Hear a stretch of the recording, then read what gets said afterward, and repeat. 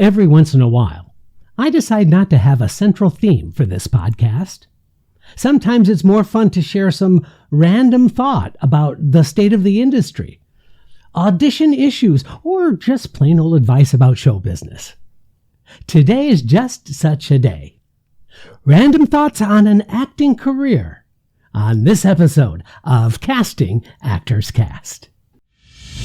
This is Casting Actors Cast. Here's your host, Jeffrey Dreisbach.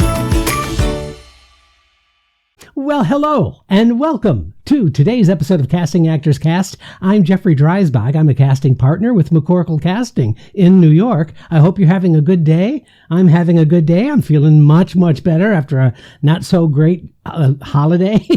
And so I'm really glad to be back and to share some information with you. But first, this is that moment of the podcast where I get to say thank you for tuning into Casting Actors Cast. It's a real pleasure to be able to bring these episodes to you.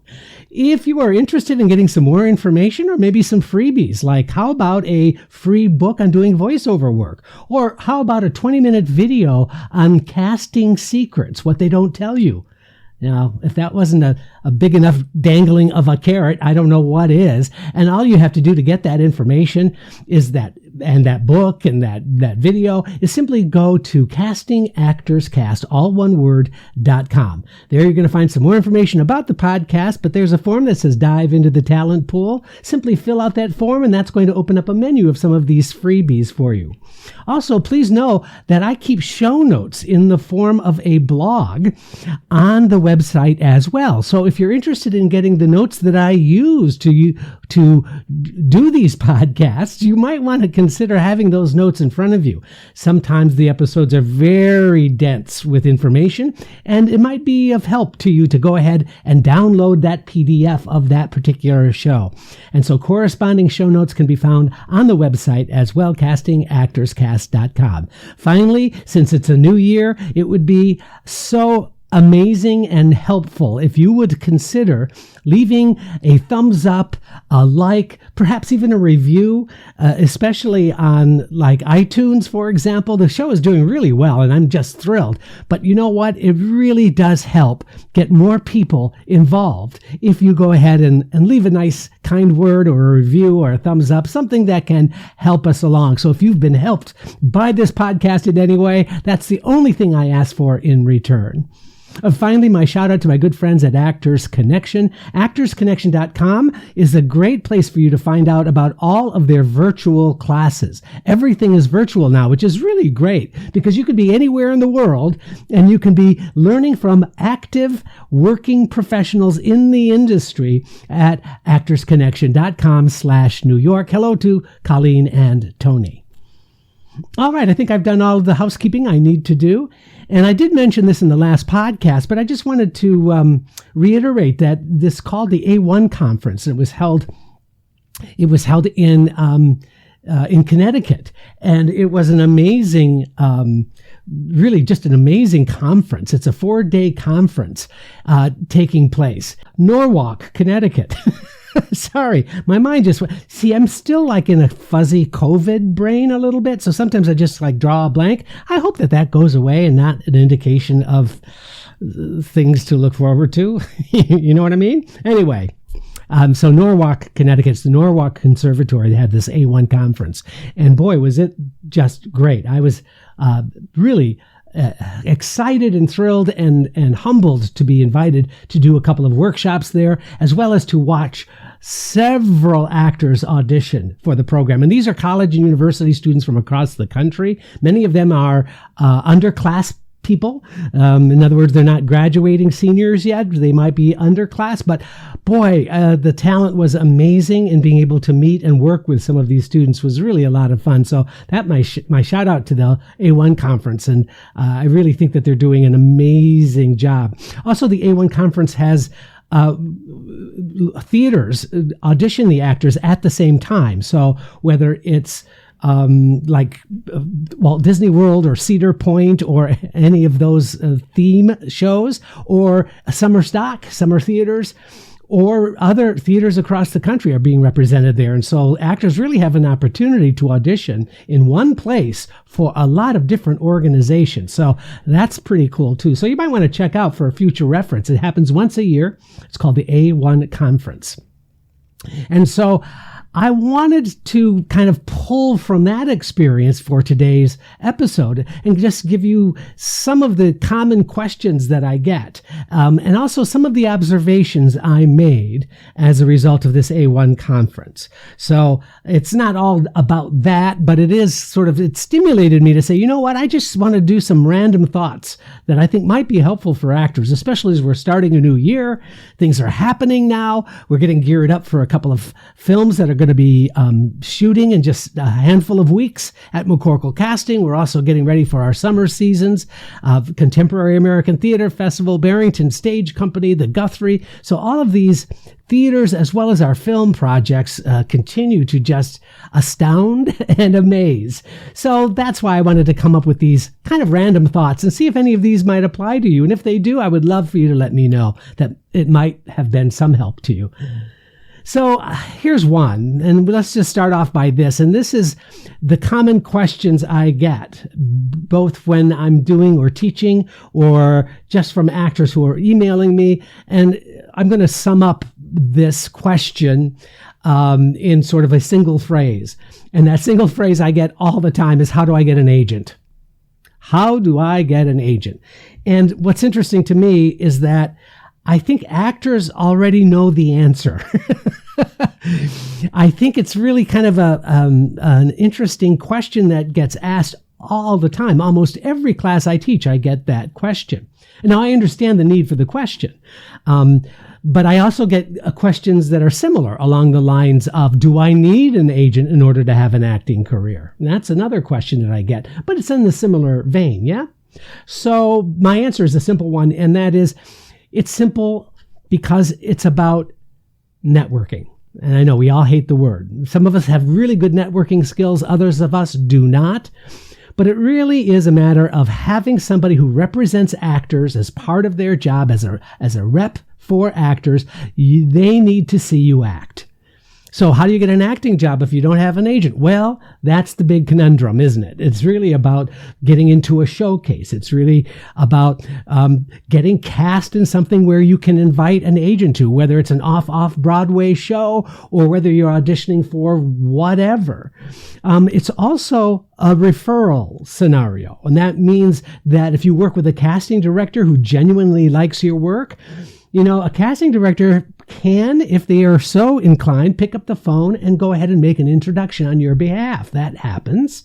And so networking is not just you trying to get to be signed by an agent. It really is a matter of understanding the way the business works to the best of your ability and staying open to all of those potential opportunities that might present themselves. Maybe you're best friends with an actor who already has an agent, and maybe they would make a referral for you. You see what I'm saying? There's just all kinds of ways that you can do it. I can tell you for sure, one of the least effective ways of getting somebody to represent you and your talent is emailing them saying that you're looking for representation and sending them a picture and a resume and hope that that's going to get you somewhere. I'm not saying it's not going to happen. I can't say that. I don't know. But I can say that it's probably the least attractive method for you to be spending your time and getting your hopes up. It's so much better if you are working. It's so much better if it's a referral from somebody else. If you're doing classes with an agent who's also a good teacher or a casting director, those are the ways in which you can meet those people. So that's the number one random thought that I have is stop asking the question and really understand that like any business and any relationship, it takes time. And the more educated you are about the kind of agents you were looking for, IMDb Pro are really great resources for getting that information. That will put you in the right place to approach this in a professional way. Here's another random thought. Embrace collaboration. This is kind of an interesting thought, because I see so many times actors are out to sort of try to show how they are unique and they're special and they have an agenda in terms of the way they want their careers to run, any of those things. And you know what? I appreciate that. But I think what is undeniable is that many times actors are so focused on who they are in that environment that they neglect to really embrace what a collaboration is. See, when a casting director brings you in for an audition, that's immediate collaboration between somebody who believes you can play the part, the casting director, and you. And so understand that the collaborative effort is unlike any other art form, in my opinion. For example, an artist who paints is someone who has their tools, has their easel, and they have their own creative imagination that they can explore and make all kinds of interesting creative decisions. The art of acting has to include those who can help you with opportunities to act.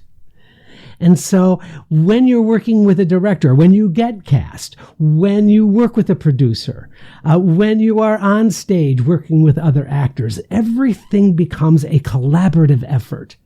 And so when you are starting out as a professional, it's important to know that you as an individual is one thing, but you are also part of a larger goal, part of a larger scheme, part of a larger universe in which everyone is working towards the same goal. So embrace collaborations. Here's another random thought. There are no secrets to success. Sorry, I wish I had all the answers, but guess what? No one has all the answers. How is it that some actors achieve some level of success and then other actors don't? I don't know. I mean, we could talk about right place, right time. We could talk about the energy you put out into the universe. You know, we can just kind of intellectualize our way through an argument about how to be successful or not. We can project ourselves. We can ascribe to certain philosophies, whatever it is. But in my experience now, in the time that I've been doing this, both as an actor and now in casting, is that there are no real secrets.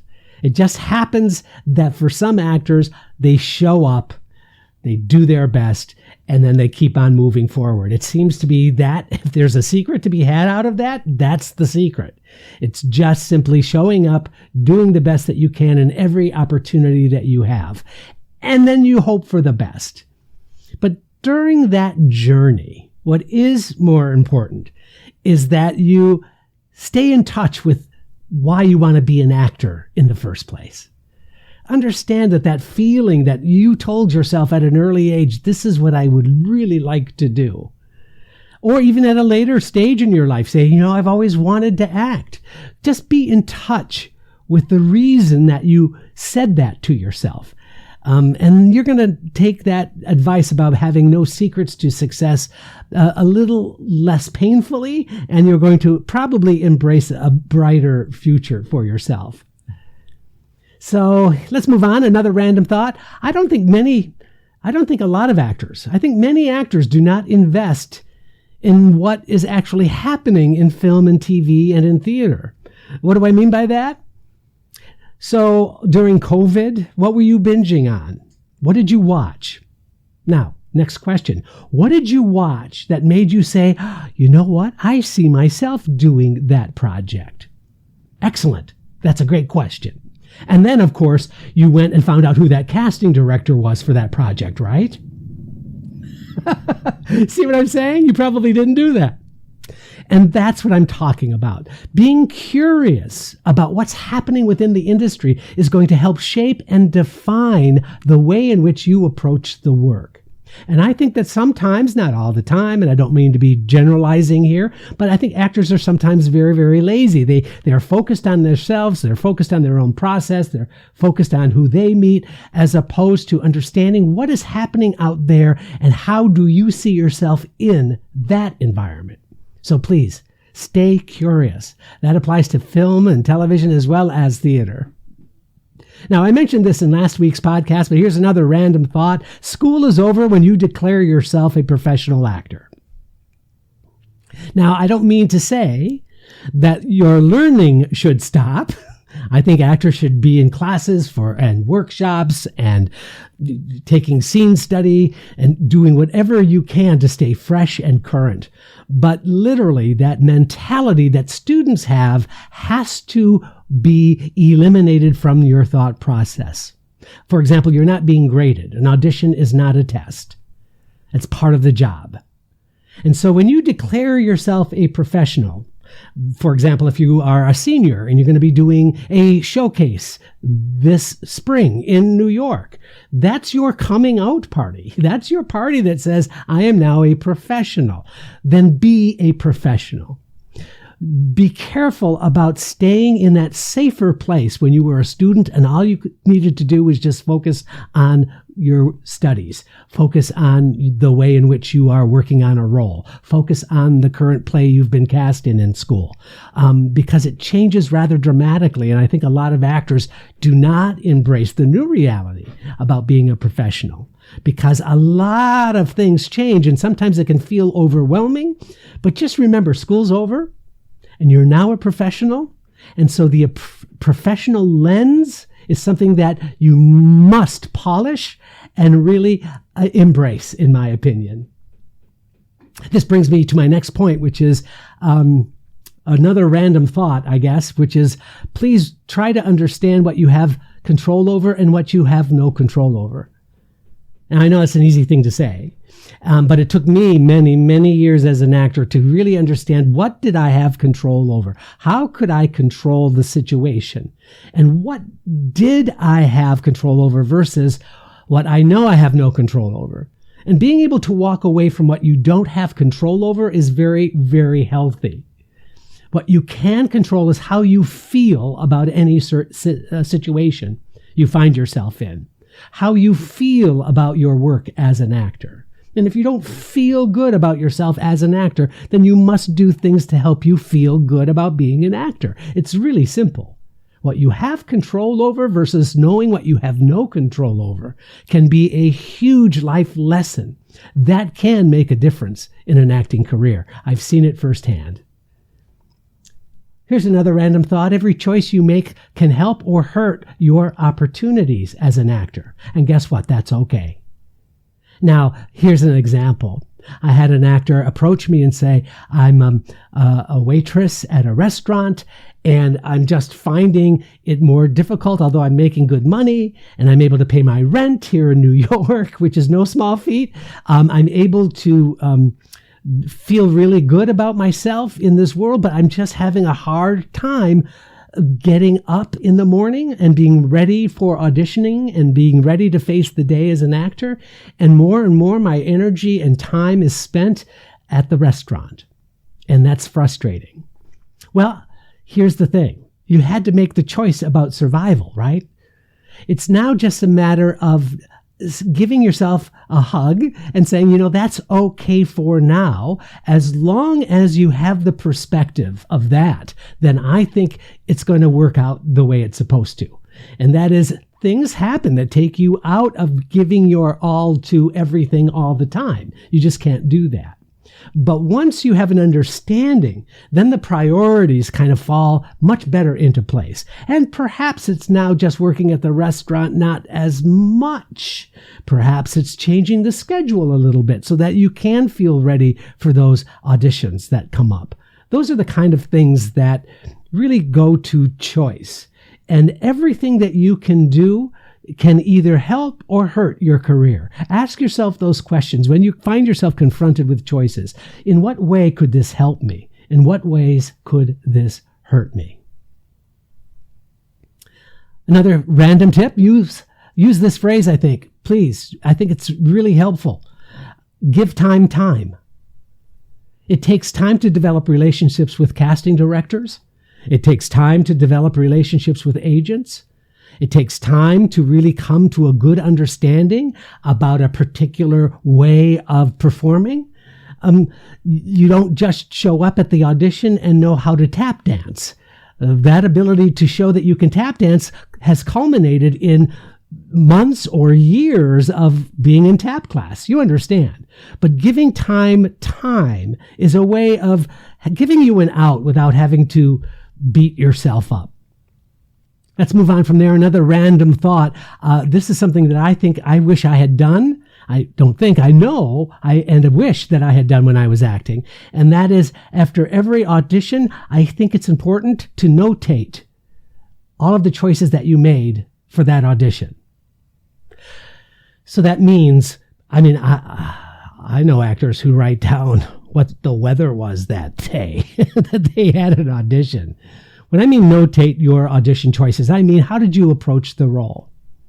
What choices did you make? What was your attitude? What was your emotional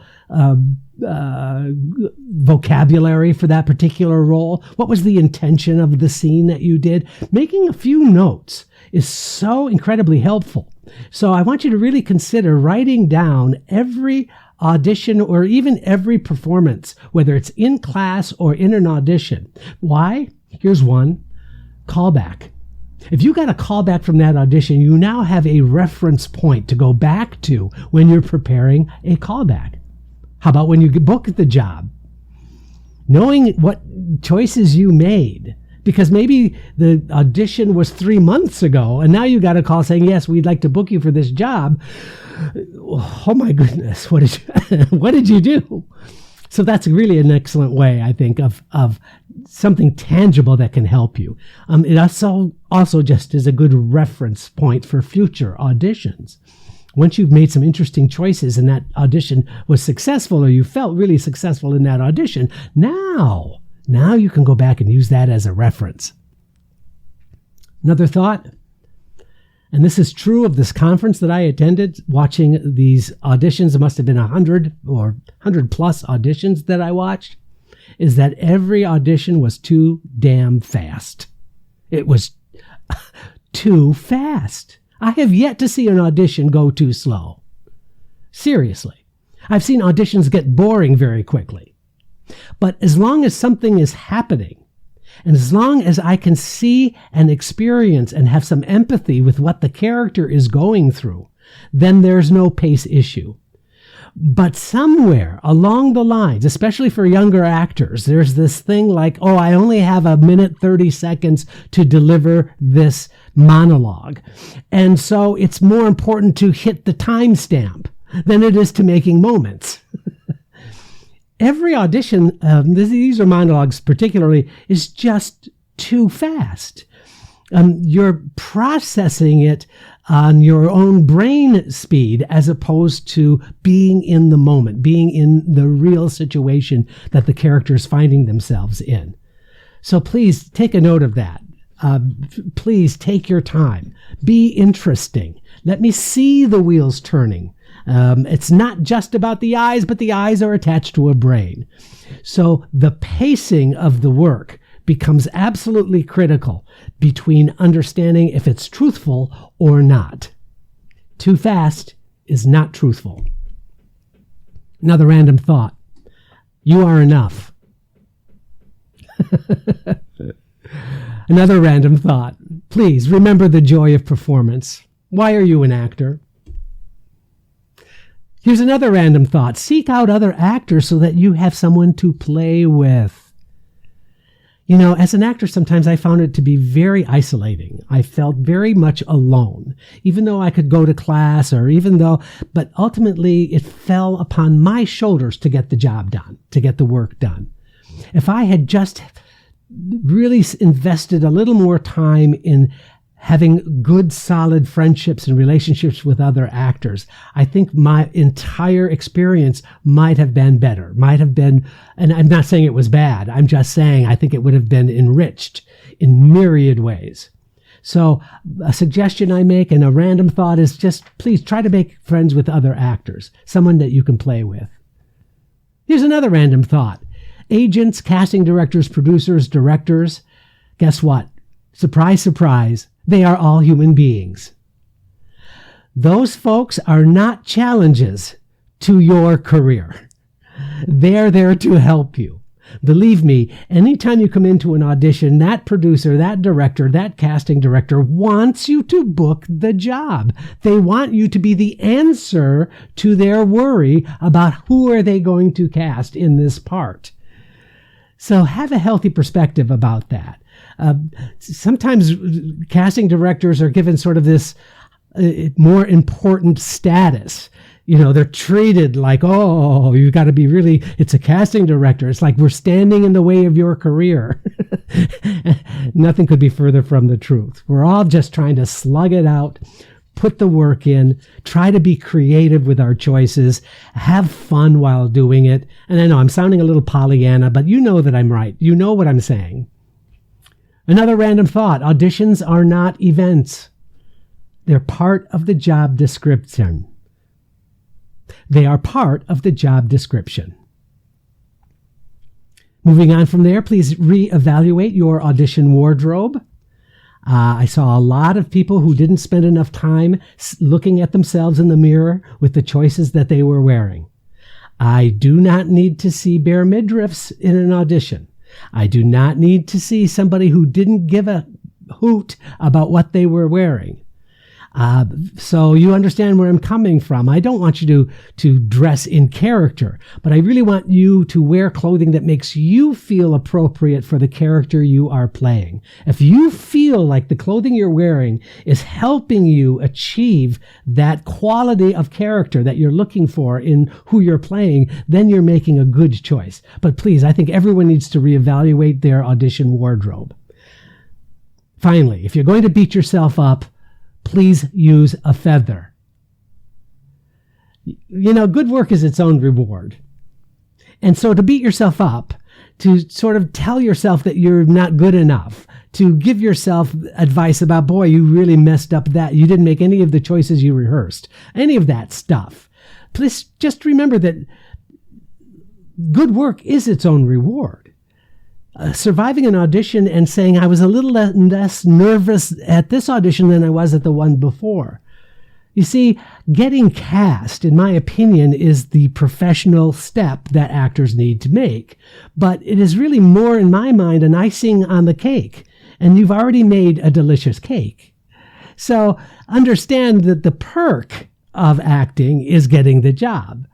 The acting itself is its own reward. Now, these are not just sayings to make your day better. Honestly, I don't mean to sort of be dismissive by giving you these little catchphrases. But you know what? These random thoughts seem to have one thing in common, and that is acceptance.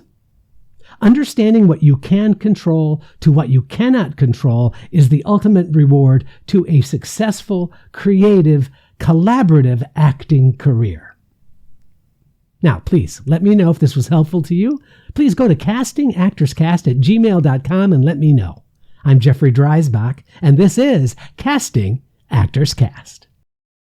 Thank you for joining Casting Actors Cast. Please don't forget to review, like, and share Casting Actors Cast wherever you get your podcast videos. Thanks. I'm Megan Grace Martinez.